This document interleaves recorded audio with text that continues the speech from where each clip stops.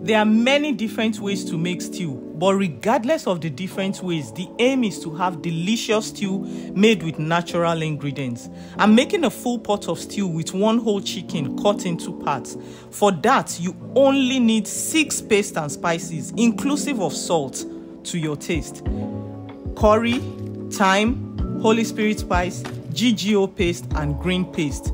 Use them to season your meat or chicken or fish or turkey, and use the stock to cook your stew. I didn't even need to add any other thing to the stew.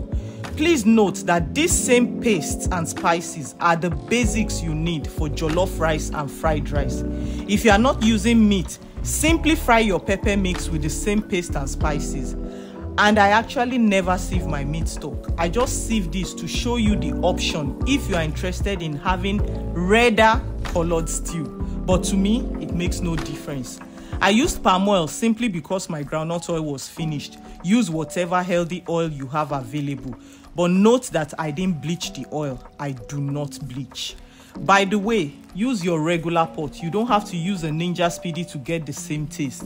It's about the ingredients, not the appliance. And that's it. Delicious stew without seasoning cubes. Watch out for the next recipe.